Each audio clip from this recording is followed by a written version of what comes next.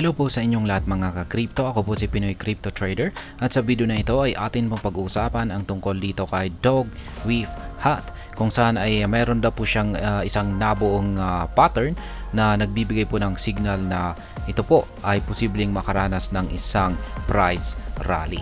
At ang kanyang price rally na ito ay posible po itong umabot ng 50% nag-gain. At ayan, bago po tayo magpatuloy ay nais ko lamang po munang bigyang linaw ang aking disclaimer kung saan ang nilalaman po ng video na ito ay hindi po ito isang financial advice. For education and information purposes lamang po ang layunin nito. Maliban po dito ay nais ko na rin pong magbigay babala na wala pong kahit anumang group chat ang Pinoy Crypto Trader.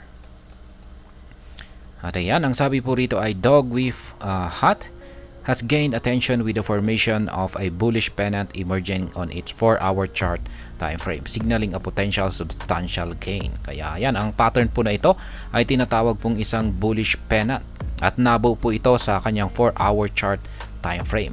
Ang mga bullish pennant po na ito ay nagbibigay po ito ng bullish signal. At yan ay isa po itong bullish signal kung pag nagkaroon po ito ng breakout sa upper portion ng pattern na ito. Kaya ito po yung kanyang chart.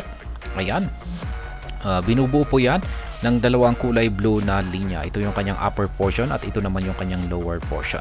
At para makaranas ng isang price rally itong si Dog with Hat ay kailangan po na dito po sa upper portion magkaroon dito po siya kailangan magkaroon ng breakout.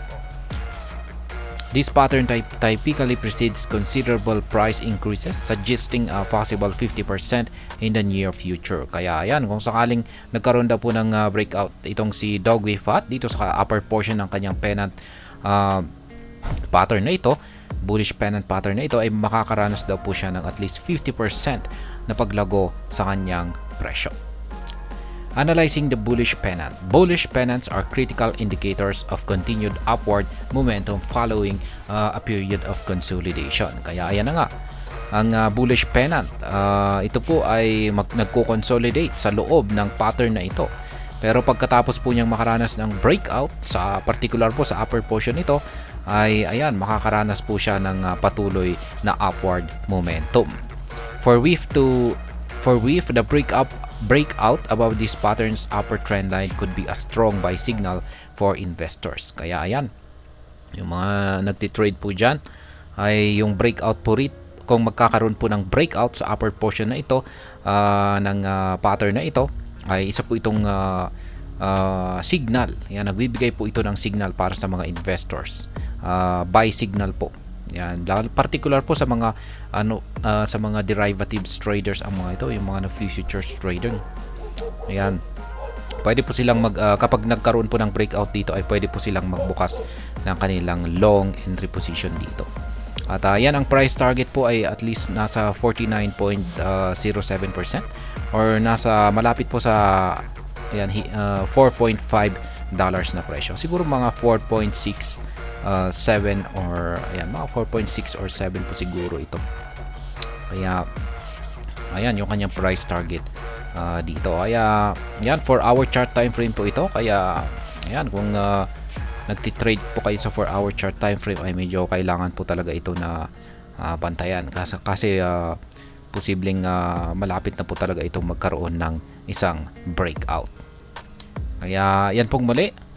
Dito kay Dog with Hat ay meron pong isang nabuong isang pattern na tinatawag pong bullish pennant at ito na po ay malapit na po siyang makaranas ng isang breakout.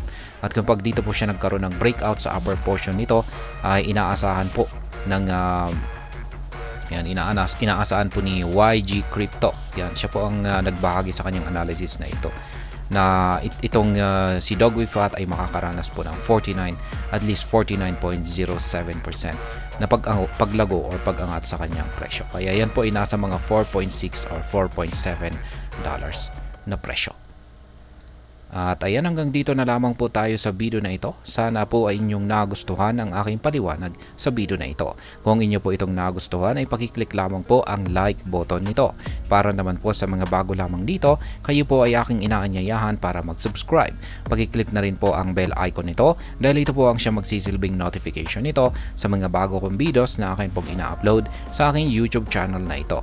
Marami pong salamat sa panonood. Ingat po tayo lagi at God bless po sa ating lahat.